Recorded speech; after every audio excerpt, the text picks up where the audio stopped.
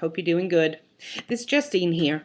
Every term I always have a few students who are really struggling with the software, or at least getting started with the software, and they could really use a bit of a helping tutorial to get them started. It's very normal. Please don't panic. You can do this. It's just there's a very steep initial learning curve to Adobe Illustrator. So I'm going to go ahead and do this demonstration for you so you can kind of get over that initial fear, that initial hesitation of working with the software. Okay, so the four things I want to go over with you, and I may wind up doing this in two different tutorials, but the four things I want to go over with you guys are the basic layout of the software, the tools and the palettes that I leave open when I'm working and why I do that, using basic shapes, and using the basic pen tool. Almost everything you build in Illustrator will either start as a basic shape or start with the pen tool. So those two are really important that you have a good mastery of. Once you've listened to this demonstration and you've gone through some of the other resources, you should, I hope, have a pretty good understanding of how to work with Adobe Illustrator, or at least the basics. Please also recognize that over here in your Blackboard course, there is a file called Adobe Illustrator Help, and this lists quite a few different resources for you, including a whole bunch of YouTube demos that I did on an older version of software. Okay, your atomic learning videos are probably the strongest thing that you have as far as a resource goes, and those are listed in the Blackboard course. Okay, so please make sure you use your resources and carve out that time this week especially, and next week, but especially this week, to really get the basics mastered. It's very important that you do that quickly. All right, so let's go ahead and get started. When you guys first come in here and you open up a new document, you can go to File, New, and you type in the size of your document here, whether you want it vertical or horizontal layout. You can also tell them how many artboards you want, and I'm going to get into what this means in just a few minutes, okay? But the basics that you need are the size in inches. Make sure this doesn't say pixels. You can change that over here, but make sure this is in inches, and your orientation. Okay, so once you have that, you have a new document. Now when you're looking at your document, what you're looking at is actually an artboard, which is the size of the document that you're creating, and the artboard sits on top of your workspace. Okay, the workspace is this gray area in the background. Now anything that you put in the workspace over here will not be on your final document. So you can do all your kind of scratchings and all your kind of experiments over here. You can put notes for yourself over in this area. Anything which is helpful to you can go in this area, and you do not need to worry about it showing up on the final document. Now I would urge you to clean up your documents before you do a final save, so that you're not saving a lot of extraneous information that might actually confuse you in the future. It also makes the size of the document much larger. Alright, so this is your artboard. If you ever need a second artboard, you can go into your artboard palette and add a second artboard. Just simply go in like that. So now I have two artboards. Okay, but I don't want to confuse you guys quite yet, so we'll get into that another time. Just for the time being, one artboard, 8.5 by 11, standard size, is absolutely just perfectly fine for you guys. Okay, so first thing I want to do is go over the basic layout of the software. Okay, so when you're looking at your software, this may look a little bit different from what you're using. Some of you are probably using CS5, some of you are using CS6, which is what this is, and some of you are using Creative Cloud, or the CS7 in essence version, which is downloaded off the web. Okay, now all the tools work basically the same. There's very few differences at the level that you guys are working right now. Most of the changes that take place in software updates are taking place at much higher levels of working than what I expect you to do for this term. Okay, so don't worry about which version of the software you're using. Just learn how to use the basic tools for now. Okay, so as you look at the top, these are all your drop-down menus. There are lots of things in here that you need to know, but you don't have to know all of them right now. A couple things you do need to know are cut, copy, paste, and undo. I highly recommend that you learn the keyboard shortcuts for cut, copy, paste, and undo. And redo is probably a good one to know too. Learning these basic keyboard shortcuts will help you a lot, especially with time. Okay. This is your object menu. Okay, there are lots of things in here that I'm going to point you to over the next few weeks. Your type. selecting all your effects. There are tons of effects in software, or in this software. You don't need to learn them all, but you might want to play with them at some point in time. Okay, don't push yourself to go to these things yet, because you're not going to use them in your logo most likely, or very few of them would you have need to use in your logo. Okay, but know that they're there and it's worth playing with them at some point. Okay, you have your view. A couple things in here that you need to know about are your rulers, if you need to know where, or your sizing for different things. See, it pops up the rulers, so those are helpful. You can also turn on the grid, which will allow you to align objects more easily. Okay, for the time being, I'm going to turn those off because it's harder for you guys to see as I demo this. All right, and then under Windows, this is probably the most important one that you know about right now. Windows are all these other palettes and windows that I have open on my screen. And there are certain ones that I keep open, and these are the ones with the check marks next to them. Okay, and I'm going to go through them really quickly and just tell you why I keep them open. Okay, once you have your workspace arranged the way that you like it, okay, you can use these tools, you can manually lay it out, you can do whatever you want. You can go ahead and call it a new workspace, give it a label so that every time you open up Adobe Illustrator, it will look the same way for you, and you can always work the same way. Most of what I do is logos. That's the majority of the work I do on a personal basis. So I keep it on my logo settings for the most part. All right. So if you want to open up any of these windows, you would go up here and then click on the one that you want to open. Okay. All right. So let me go through the ones that I keep open. Over here are all your palettes, and you can also get to these windows through here. I almost never do it from this way, but you can. Okay, I usually pop them open from here. But I always keep my swatches open. This is the basic CMYK palette. You can also open up additional palettes here. There's some really great ones in here. If you're not very good with color, or you're not really sure what colors to use, there's a lot of pre-made palettes made here for you. Those are helpful. Okay, but if you just want to use the basic palettes, you can do that too. You also have some gradients on here. And they do give you some basic patterns and stuff. Please don't use these. One, they look incredibly cheesy. Two, it's basically stealing from work that you don't need to do. And for the most part, they're not really particularly well done. And they just don't have a place in the logo. You know, they may have a place like on a party invitation or something like that, but not on a logo. So you probably will not use those. You may have use for the gradients. There's a few occasions when those are appropriate, but don't go too crazy with them. All right, we'll talk more about those types of things later as well. Okay, when you open up your swatches, you automatically get symbols and brushes underneath. Now, brushes are helpful in limited capacity when you're working with logos, but they are helpful and they are interesting to play with, if nothing else. You also have the brush libraries, which are fantastic. Some of these are really fun to play with. Okay, and I do urge you guys to play with this software because that's really the best way that you're going to learn it. So play and have some fun. Enjoy it. Okay, it really is quite fun. Symbols also comes up. Again, there's like preloaded clip art type symbols. Please don't use them. One, you're not allowed to in this class, and two, they just look bad most of the time. So please don't use them. Now, if you make your own symbol, that's another issue, but we'll get to that another time too. Okay, most of the time I leave it on swatches. Come down to this window, these three open up together. So if you click to open up stroke and have it open, you will automatically get gradient and transparency. Stroke is important, and I'll show you that in a few minutes. You can adjust the weight or the thickness of your stroke, and whether your corners and your caps are smooth or like curved, or whether they're sharp and pointed. You can also align your stroke in different ways, and you can do dashed lines and stuff like that.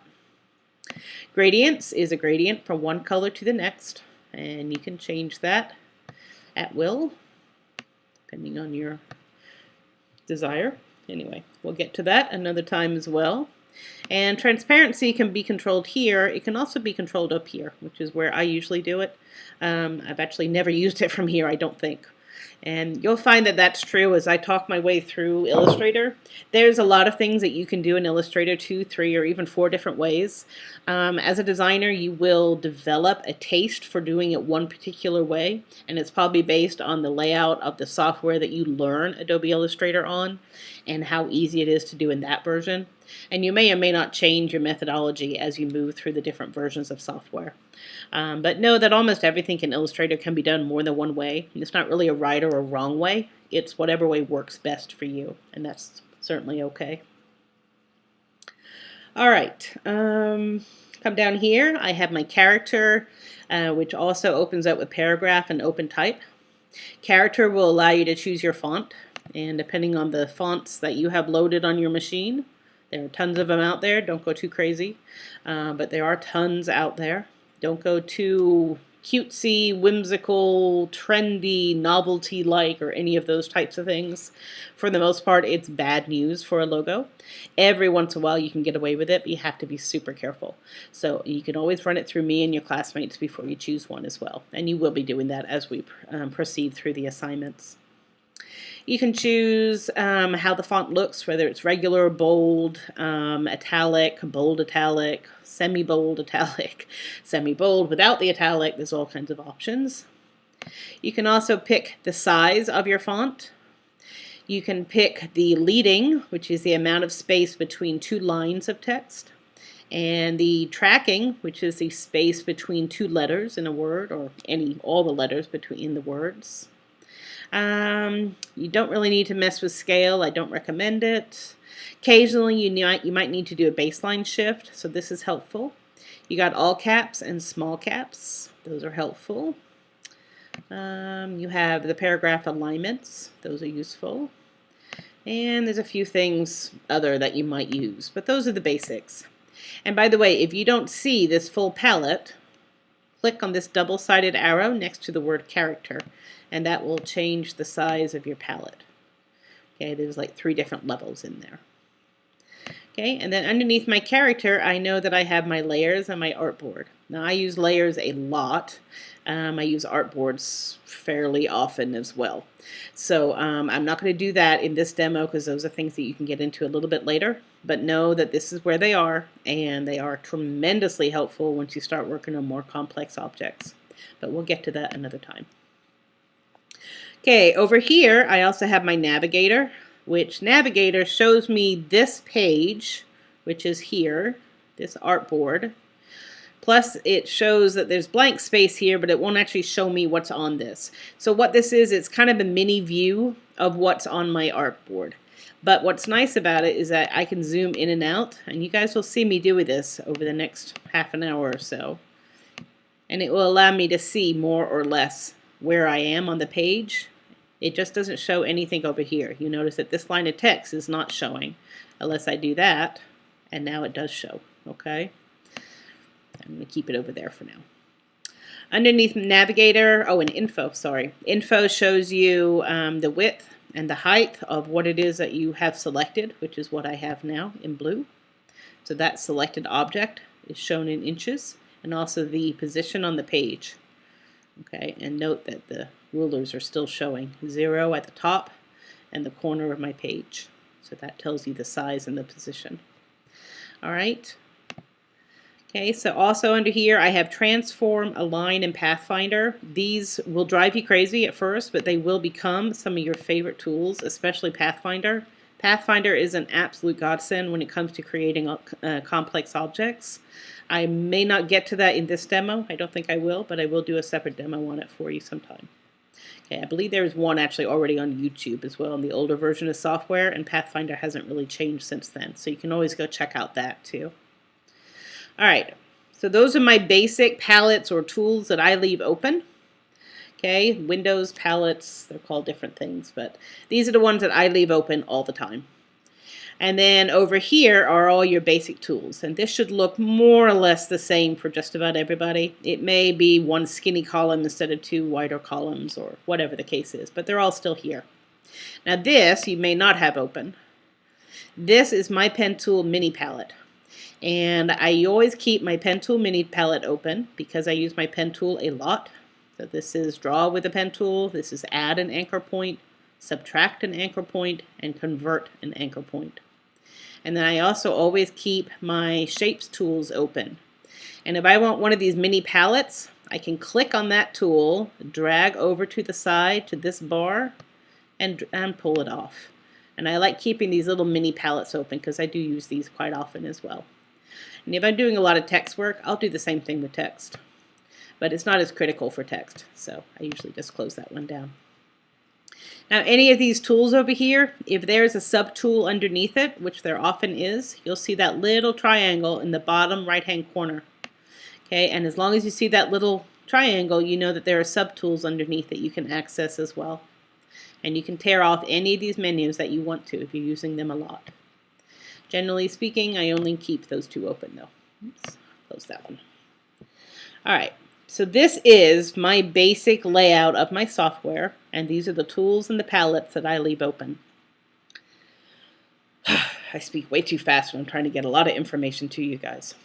All right. All right, so let's go ahead and I'm going to show you some basic shapes, and then I'll work with some basic pen tool options. All right, so this is my shapes palette. Now, if you want to draw a shape, you click and you drag. Okay, and whatever you have selected as your fill and your stroke is what's going to show up. Now, when I first start designing a logo, I only work with solid fills and no lines whatsoever. There's a good reason for that, which I'll go into later. For right now, I would just ask that as you guys are doing your sketches, as you're working with your concepts and starting to work with Illustrator to design these objects for your logo, to work in solid black objects on a white background. And when it comes time to having two objects that overlap and you're trying to figure out, well, how can I make it look like they're two objects instead of one? There is a technique to do that. It's pretty easy. I show it to you in the discussion in the DF for Module 4. There's a whole lot of help files in there. I think there's like 20 odd help files in there. Possibly more by now. But there's a lot of files in there, and one of them will show you how to delineate your spaces or your objects by using the background space. And if I have time during this demo, I'll show it to you as well. All right, so you can draw your objects. Now, as you're drawing something like a rounded rectangle, if you want to adjust that curve, you can use your up and down arrow keys to adjust the curve on that corner to be softer or harder as you wish. Okay, if you want something to be a perfect square or a perfect circle, you hold down the Shift key as you click and drag. If you don't hold down the Shift key, then you get an ellipse or an oval. Okay, and I'm just dragging it around as I hold down my mouse key. Okay. Hexagon or polygon. You can add and subtract the number of sides using your up and down arrow keys. Okay, stars, same story. Up and down arrow keys will give you more points or less points. Okay? And the flare tool, I have never found a use for the flare tool. I think if I did more photography, I probably would. But in logos, I seriously doubt you'll have a need for flare tool. It's there if you want to play with it. Please have at it, have a good time. But I just don't think you're going to use it. Okay, now as you draw objects, your next step is to move those objects around, to resize them, to reshape them, do different things like that. So anytime you want to do anything to an object, you have to click on it using your selection key or your selection tool. This is your basic selection tool. It will select an entire object. You click it, you drag it, you can choose the corner and you can make it smaller or bigger or whatever you need. Okay. You can change it, but this is your regular selection tool. Your regular selection tool will affect an entire object. It will allow you to move an entire object around. You can also click and drag around more than one object, and you don't have to get around all of it, just part of it. And then it becomes a temporary group for you to click and drag as a group. Okay.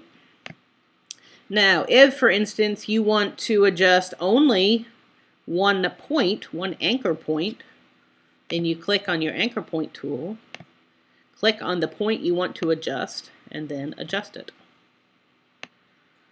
Okay, you start getting an idea of, that's how you do those weird objects. Yes, this is one way to do the weird objects. There are multiple ways.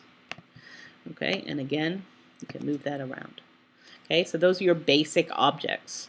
And I want you to practice doing things just as simple as this, because this is really where you're going to start getting a little more comfortable with clicking around in this program.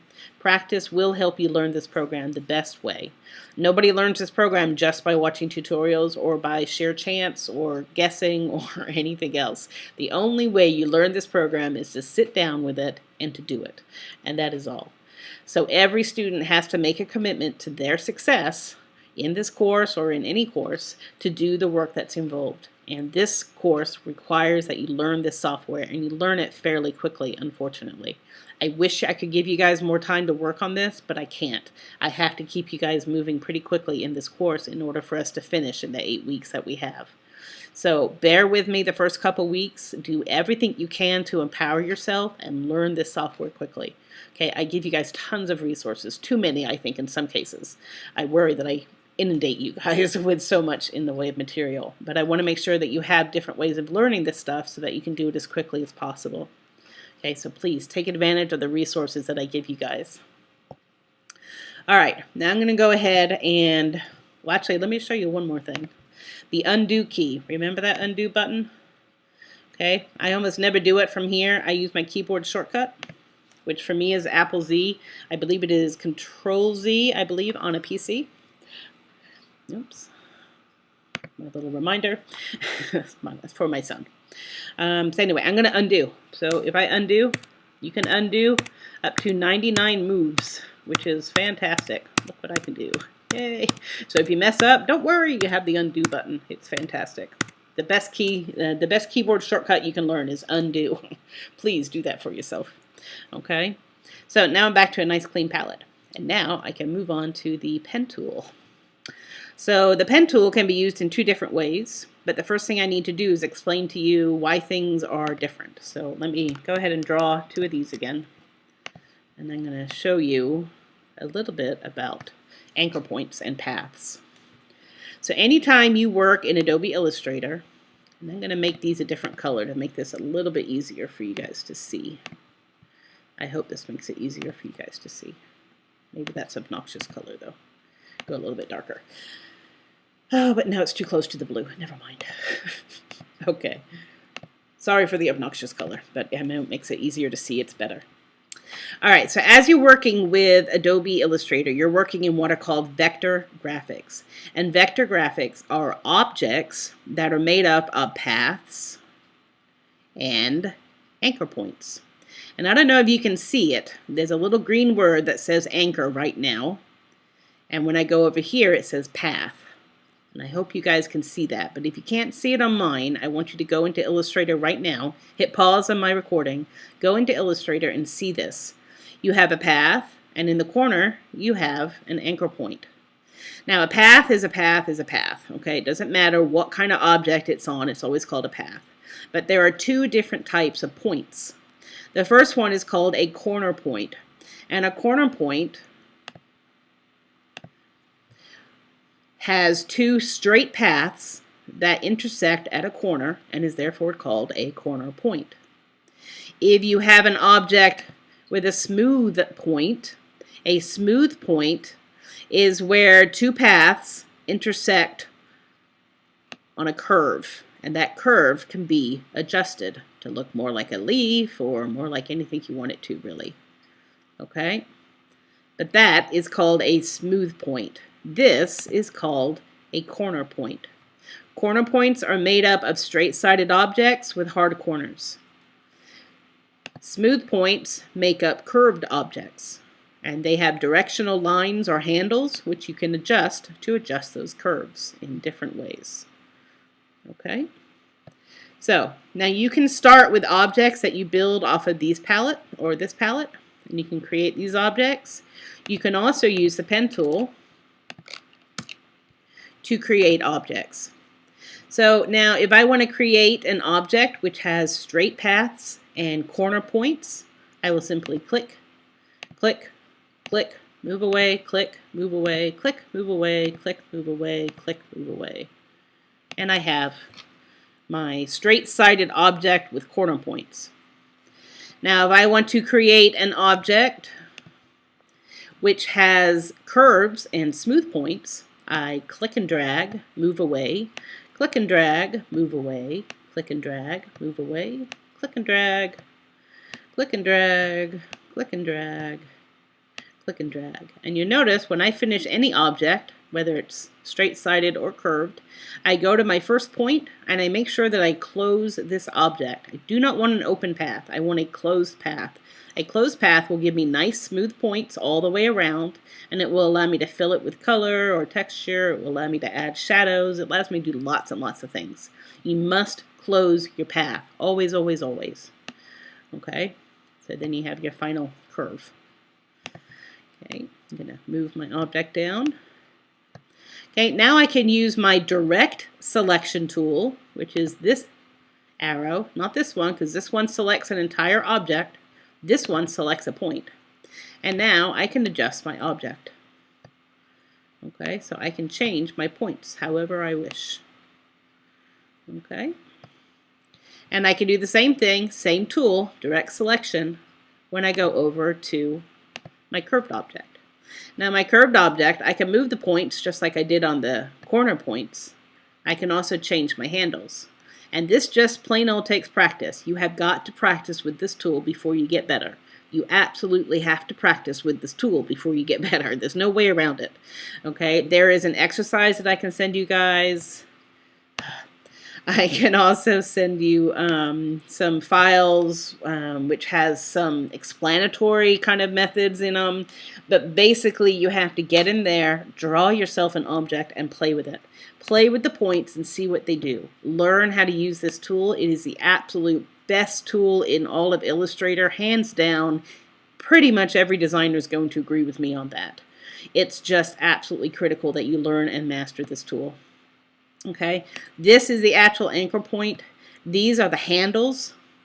Okay, the longer the handle, the bigger the curve. The shorter the handle, the smaller the curve. You can also adjust the curve that way.